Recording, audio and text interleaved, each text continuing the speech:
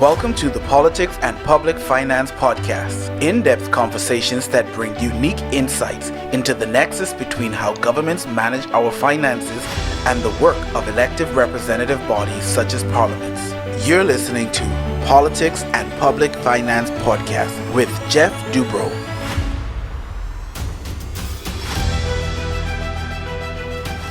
Welcome to Politics and Public Finance. Great to have you here. We have an amazing guest today, Karen Craggs-Milne, the VP of ESG, Environment, Social Governance at the Thought Exchange.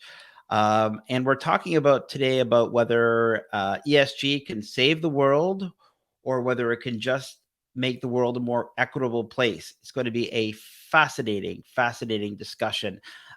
Government cannot change the world by itself. Corporations need to get on board. Let's see what Karen has to say. I think this is going to be a really interesting conversation. Karen Craggs-Milne, welcome to Politics and Public Finance. Thank you for having me. We've been talking about doing this for a while, so I'm so glad to have you on the podcast. It's great to have you here. You've done so many interesting things in your career. Top 25 HR innovator, Obama White House recognized gender equality change maker, global goodwill ambassador for the sustainable development goals, and a top 100 Canadian professional. It's very humbling to talk to you today. Do you want to start with the sort of elevator pitch? What do you do and for whom? Oh my gosh. Can I just say that what I try to do every day is make the world a better place. And, that can take many different forms. It has over my career. But right now, what I'm doing is I'm the vice president of ESG for Thought Exchange. I'm also the former head of anti-racism, diversity, equity, and inclusion at Thought Exchange. And Thought Exchange is an awesome company. It's a technology company, remote and run across Canada and the US. You should really look us up. We're amazing. And in the capacity of what I do with Thought Exchange, we are really trying to change the way companies listen and make decisions with their staff and other stakeholders so that we can take into account what everybody's point of view are. We can look at things that we wouldn't normally hear if we were being biased or oppressive in environments, which is the case. So we're doing some really cool work. You should check us out. That's amazing. And I wanted to start with what I consider a bit of an inspirational story, a conversation I had with my 7-year-old daughter, Zoe, when I was driving her to camp last week. And the reason I want to share this story is I think it's a very important basis for why I wanted to have this conversation with you. And I think probably certainly what inspires me, and I suspect what inspires you. So the Lisa Laflamme firing that took place, 58-year-old broadcaster for CTV at the height of her career gets let go unceremoniously, unscrupulously. So my 7-year-old asked me about this. I think she was at a sleepover with her grandparents, and they must have talked about it. And she asked me about it. And it's like when a 7-year-old asks you about these things, it really perks up your attention. And I made them. I was going to say mistake, maybe not a mistake. I made mention of the fact that that she got a very raw deal, and that Peter Mansbridge and Lloyd Robertson got to retire in their 70s. And she said to me, I really wish I was born a boy. And as I say that, I almost feel like I have tears streaming to my eyes, because that's exactly the opposite of the world that I want to create. I've got 3 girls, right? And I'm so that's. And I tried to reassure her. I said, well, you don't need to feel that way. We're really working hard to make this world a more equitable place. So I just wanted to share that story with you before we got started. That's an awesome story. And, I'm glad that you're having that kind of a conversation with the children in your home. I think it's really important that we start young and that we don't avoid, the fact that we live in a world that is very biased against certain groups. Women are only one of them, LGBTQI, disabled, go on and on and on, mental health, individuals with mental health. It's not an equal opportunity world for everyone. So having those conversations early, but helping them understand that there's opportunity to do better is really important. Absolutely. And let's make that our segue into ESG, environment, social governance. How is this going to be a game changer in your opinion? And what is it? Yeah, great question. So ESG, we've all heard terms like corporate social responsibility. And what I want to say right off the bat is that ESG is not CSR. It's actually very different. It's also not just sustainability work. It's the next evolution of that field of work. And it brings together a focus on environment with a focus on social aspects of business and corporations, as well as a governance aspect, which is key. So it encompasses the different iterations that we've gone through in the business world to try and marry doing business with doing good in the world. And the key thing about ESG is that it came in the 90s and it was around reporting.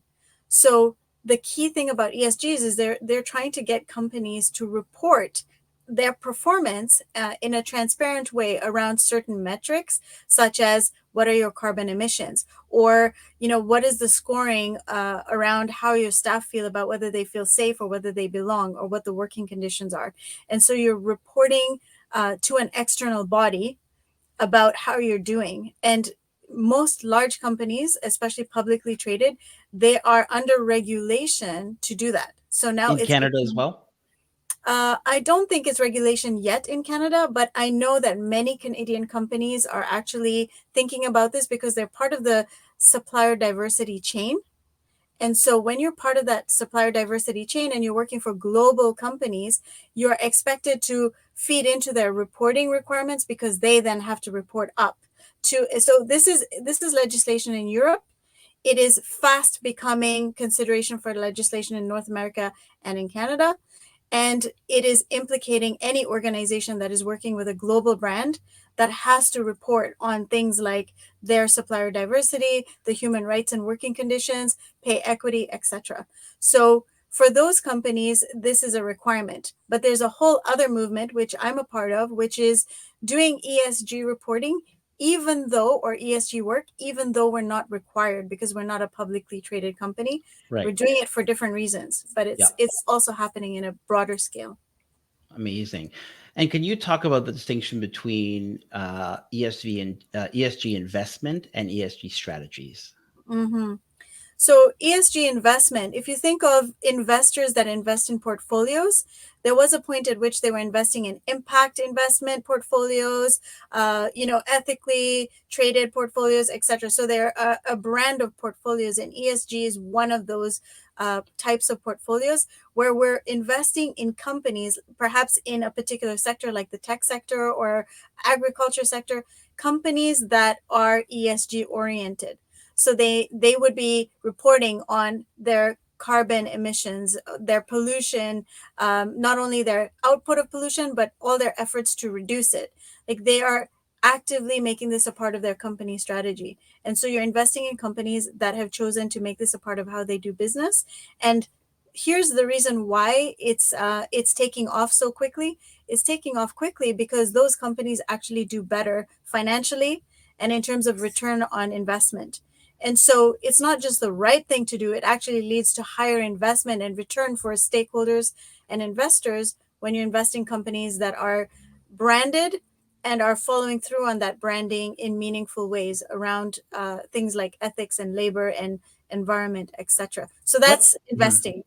And that is growing. Like I think we're expecting, over, I would say between around 100 million plus 100 trillion plus by 2025 in terms of companies that are investing in this. But ESG strategies is once I have my reporting score, I have my baseline, I know what I'm emitting in carbon pollution, what am I doing about it? That's the strategy. And more companies are developing strategies than are reporting on ESG because they're not required to, but they're trying to get in line with what is coming as, expected developments in the business world. Right. That's really interesting. Why do you think, going back to the ESG investing, why do you think the ROI is higher for companies that are actually, investing in ESG? Yes. Well, so here's the thing. So when you invest in ESG, you are basically saying, as a company, I agree to look at and prioritize and fix issues around the way in which I pollute, in order to do business, the way in which I engage with staff, how much I pay them and whether they're being paid equitably, whether decisions are being made transparently. So all of the criteria, all of the different elements of ESG, once you say you're doing this work, you're holding yourself accountable and you're making that accountability available to others to look at, to scrutinize, and to call you out on. And so instead of waiting for somebody, to say something about you, you're saying, I'm doing this work, I'm reporting on it, I'm responsible for it, here are the actions and the money I'm putting behind it, here's the staffing I've got behind it. And what tends to happen when you do that is you get more consumer loyalty, you get more resilience, because part of ESG is about managing and anticipating risk. So you can see down the road that there's a risk coming because I was working with a certain supplier who had human rights violations, and now you end that relationship, or you turn the relationship around and impact that company. So you're avoiding risks, which would cost you a lot. Data security, IT security is a big, customer privacy is a big part of ESG. So if you're doing that work, you're protecting consumer data, which means you're less likely to have your stock fall down in the market if someone breaches your company. So everything you're doing creates a much more solid company that people can get behind, that has fewer mistakes happen and that has fewer risks that take it out of business, which is why it grows so quickly. It's absolutely fascinating. So it's interesting because you mentioned the issue of carbon and emissions. I think there's been, my understanding is more of an emphasis on the environment side, which of course is very important, but maybe less in terms of the social. Can you talk a bit about how you envision gender equality being strengthened by the S in ESG?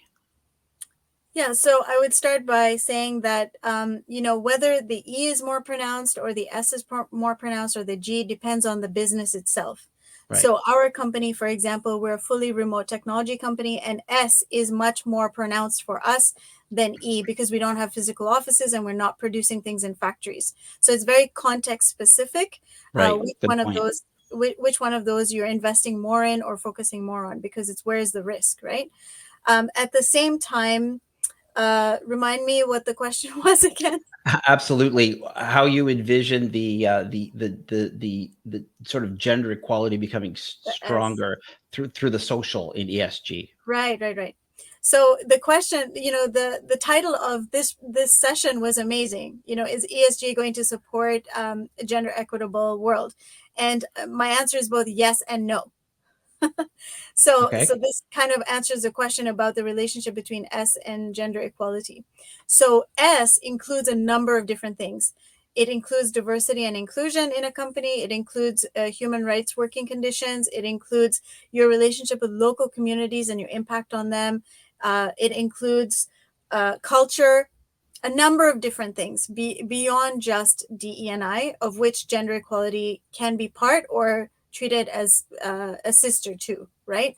So gender equality would fit under the S pillar if I'm looking at how I'm reporting or what I'm reporting on. But here's the thing, ESG reporting, purely strictly ESG reporting, is only about the data that you provide. And if you look at the major reporting instruments like SASB or like the Global Reporting Initiative, they simply are asking you for data. So how many of your board members were female? How many of your staff at senior leadership are female? Like, what's a proportional percentage? So because of what they're asking, they don't offer remedial solutions. So on the one hand, we're being held accountable to report and be transparent, which encourages companies to say, I don't like our data, we need to change something about it. At the same time, they're not telling you how to fix it if it's wrong, if it's not working, if it's broken. And so you could have a company that says, we have 3 women for 10 men in leadership. Okay, so you've hit your ESG reporting criteria, but how are you going to fix that? And by the way, numbers are not enough. So I could have 10 women in leadership next year, but if they're in a toxic environment, they're going to leave. So, it's going to take more than ESG reporting alone. It's going to take people who understand organizational dynamics, who understand gender equality, and who understand how to bring everybody along in that work in a company.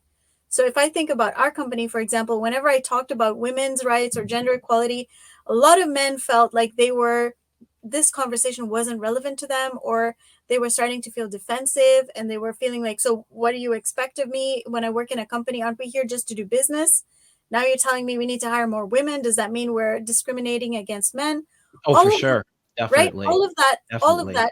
that substantive work that needs to happen comes down to, are we working with people who understand how to bring everybody forward? Not just women at the expense of men, not just men at the expense of women, not just LGBTQI, because we rarely talk about that. We often talk about gender equality in the binary. Right. So Absolutely. it is 100%. way more complex. But I do think that it's encouraging us to look where a lot of companies weren't looking because they weren't reporting on it to anyone. Yeah, here's a question that's completely out of thin air, a segue. So why is it that we only talk about merit when there's appointments to, for example, we have our first Indigenous appointment to the Supreme Court of Canada, right? And there was a comment from a lawyer, I think white male lawyer, saying that, if this person wasn't Indigenous, they wouldn't have made it in terms of merit. Why is it that merit only comes up when we're talking about appointments of underrepresented groups? I think you're asking the wrong person. Well, no, I don't actually. So here's the thing that, like if I bring it down to the simplest terms, people don't understand this, right? Is what we're talking about when we're looking at hiring quotas or affirmative action. What we're talking about is the principle of equity, and equity really fundamentally means that we're starting with where people are, and we're recognizing how power imbalances, history, colonization, all that stuff have held certain groups behind. And so if we're trying to create a world where the result is that we all have equal opportunity and equal outcomes, some people need more help getting there because we've held them back. We've taken things away from them. We've put them in positions of disadvantage. And so somebody has to make that corrective measure. If we don't do that, they'll never catch up. See, I knew I asked the right person. so then the question, and I listen, I coached an executive at one of the top law firms in Canada who said to me, why is this my problem? Like, why should I care if a woman needs to go and have children? Why should it be my problem to then make up for her quota when she takes a year to ramp back into work? That's her problem, not mine. So what did you say? And I said, it comes down to societal obligations. Like, your wife is sitting at home having your children. You make enough money that she doesn't need to get a job, but that's not the reality for everybody else. And corporations, and that's a fundamental question you need to ask yourself, and leaders need to ask themselves, is what is the role of a corporation in building society and in solving societal problems? And there's a huge divide in that question. Some people feel like corporations can play a role in furthering inequality and we should fix that. And other people say that corporations are neutral and capitalism has nothing to do with, ethical issues and moral issues. And we should just stick with the highest performing people for the highest performing outcome. Darwinian. And I would say it's a fundamental philosophical difference. But at the end of the day, I truly believe that it's a matter of engaging people in enough conversation that's not too confrontational that we lose them in the discussion, right? Because we do need women to go on mat leave. We also need men to go on parental leave. Society benefits when men do that. And so this isn't about a women versus men in the same way that it shouldn't be about a white person versus Indigenous, LGBTQI, and everybody else. Like, we need to understand that we're trying to create a society that's equitable, and we all have roles to play in that. Yeah.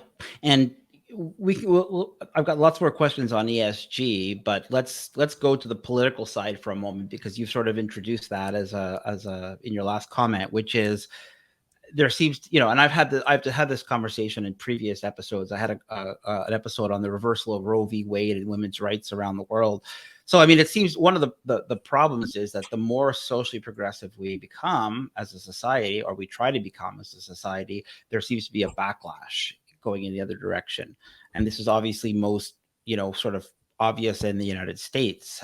We've seen examples with the trucker protest here, and, people like Pierre Poilievre running for the Conservative Party, who his policies seem to be fairly out there in the wrong direction. But when we look at the sort of the situation in the United States, you've got governors in Florida and Texas saying we are going to specifically outlaw ESG investing criteria, for example.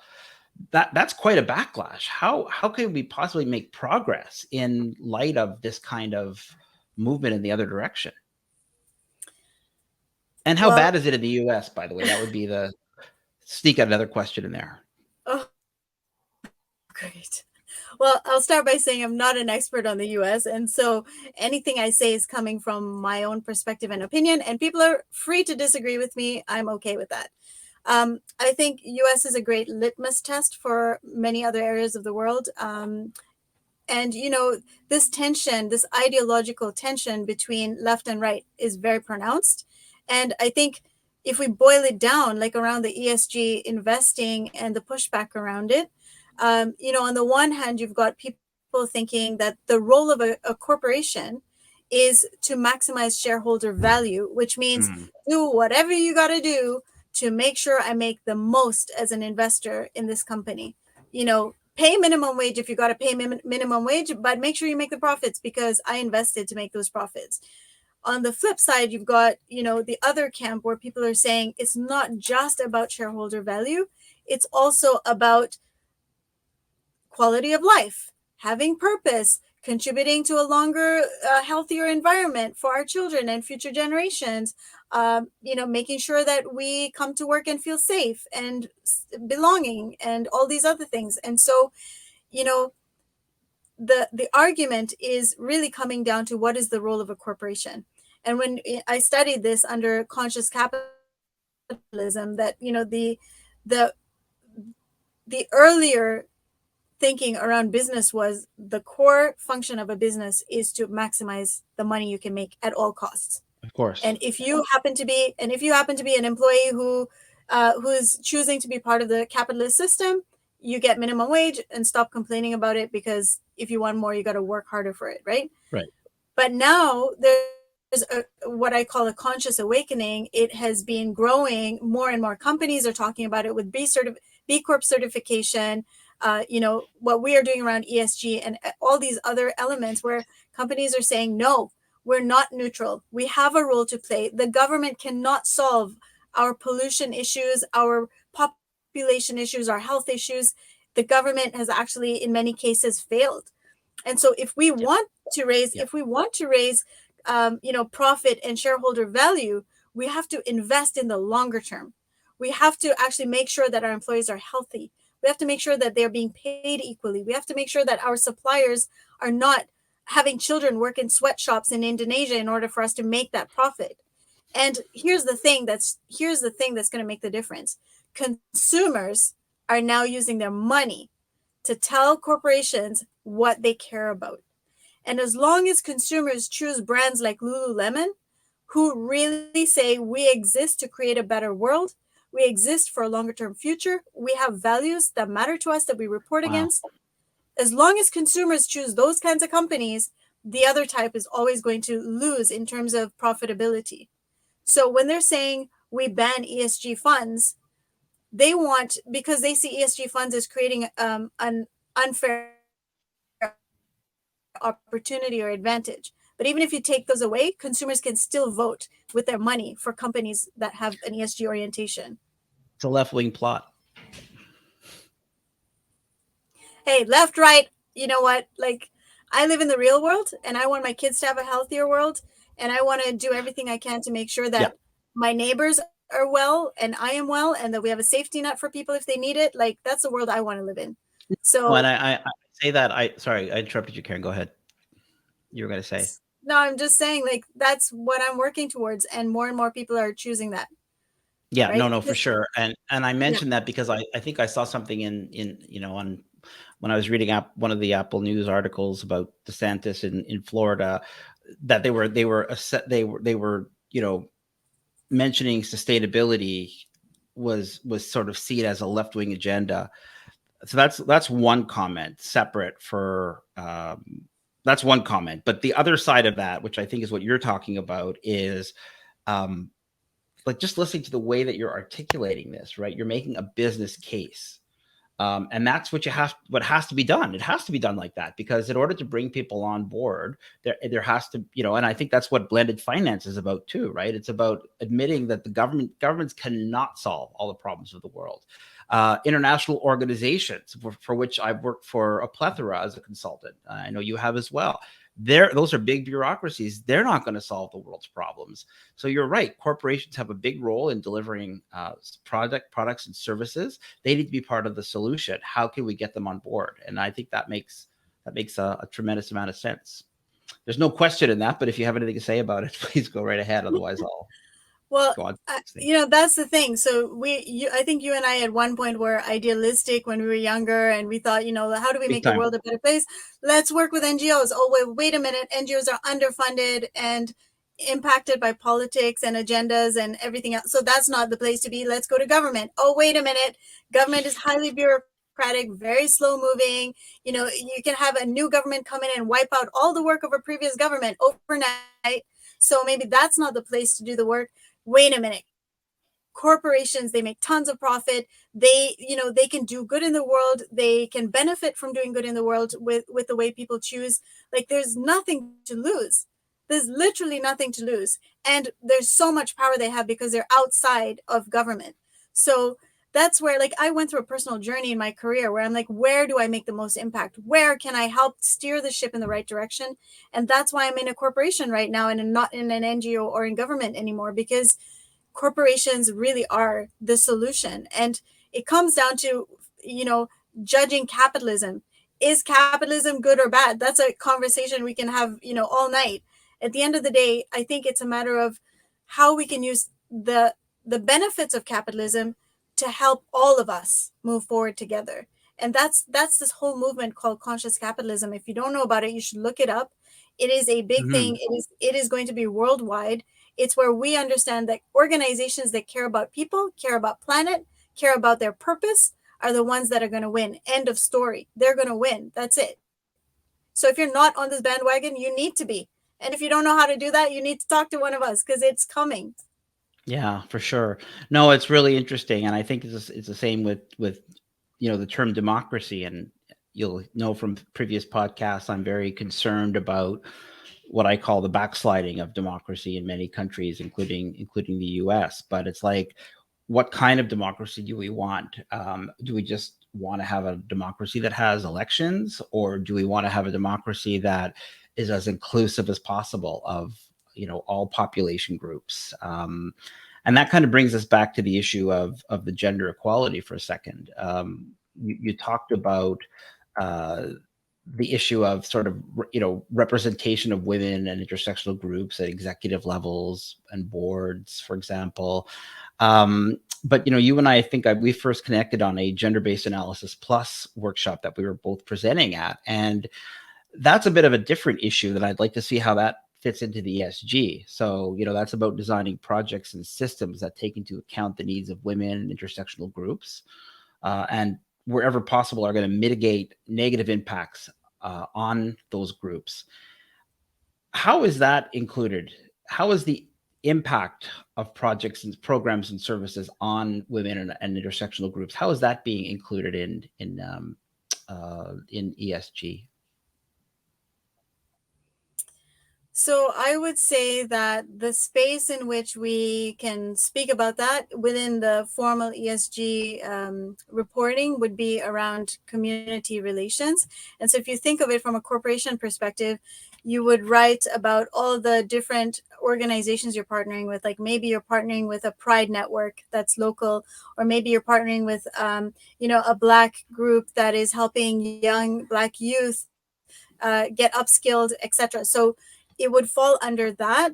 But I think if I think about our corporation, for example, and this is done because it's my background and because I understand the importance of intersectionality, everything that we have done around DE&I in the context of our company, we have always started with the assumption that not all groups are impacted equally, and that even within a particular subgroup, there are multiple experiences.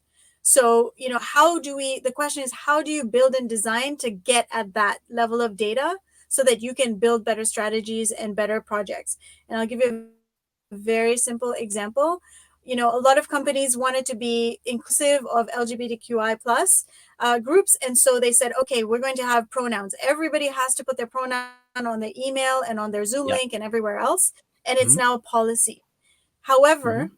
what we did is we used our own platform, Thought Exchange, and we sent a question out to the entire company and said, if we do this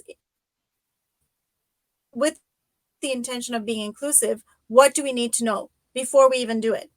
And here's the thing, everybody that was not LGBTQ, I thought it was fantastic. Yes, we should do it. Why haven't we done it yet? This is amazing. It's a no-brainer. Oh.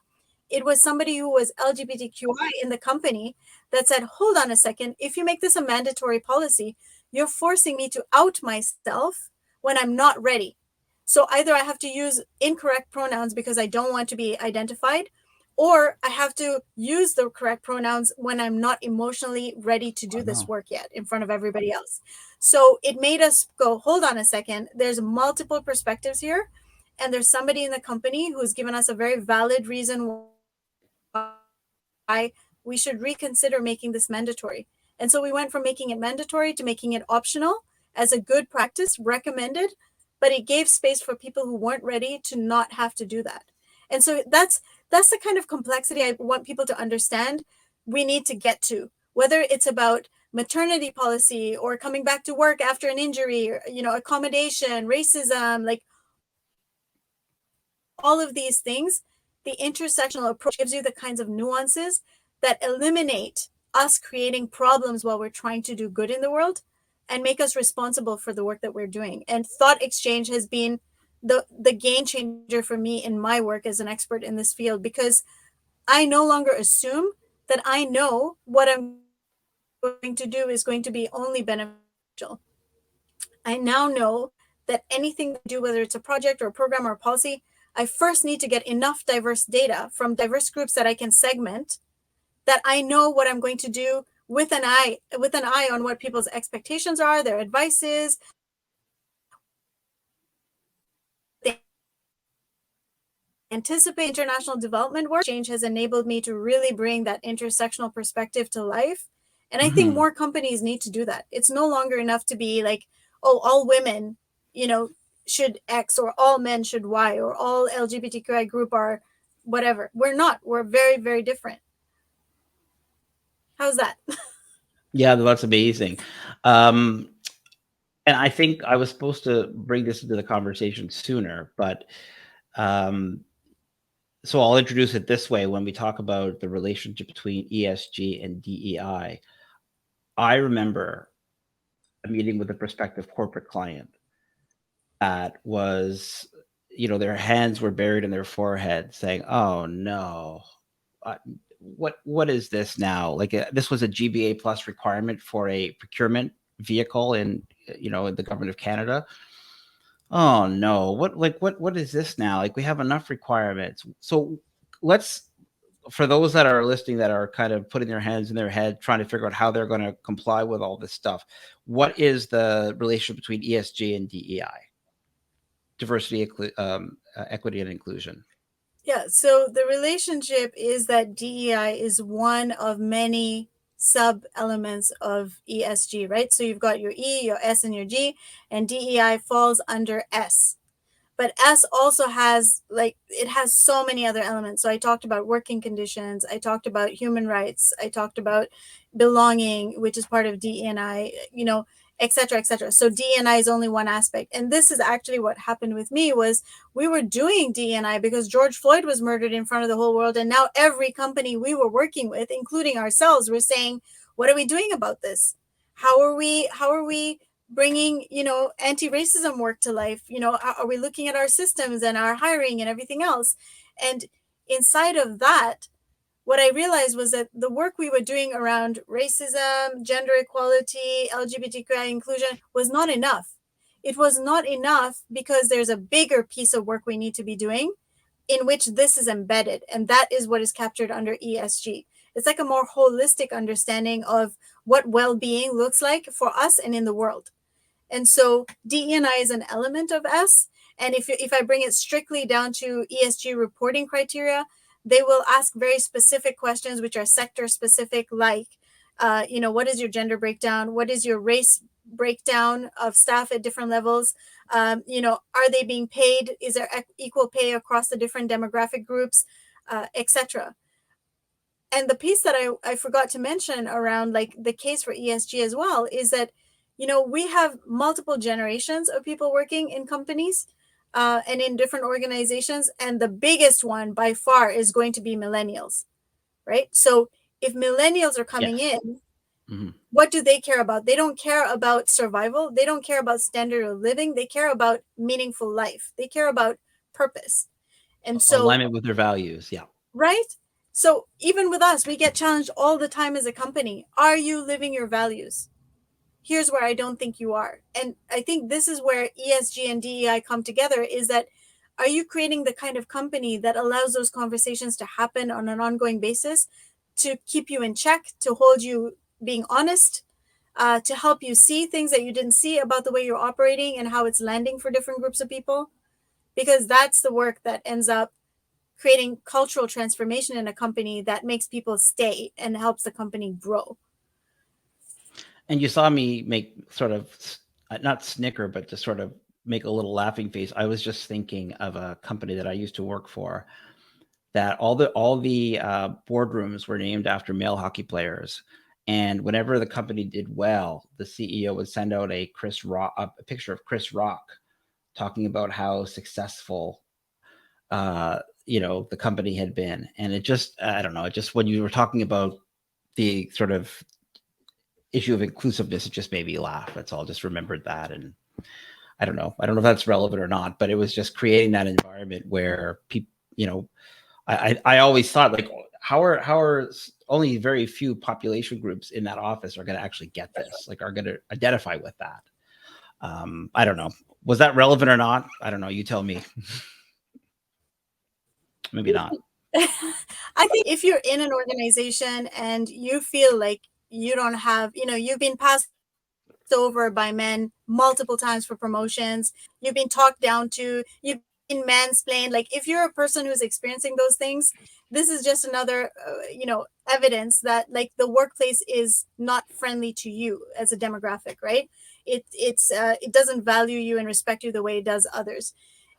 But here's the thing, I would say, like, when I work as an executive coach with many leaders in many complicated companies at high levels, and I always say, pick your battles. You can name your meeting room whatever you want. What I'm more interested in is, what are your values and how are you making decisions? Like, you know what I mean? Like, let's not focus on the things that are not going to change the dial.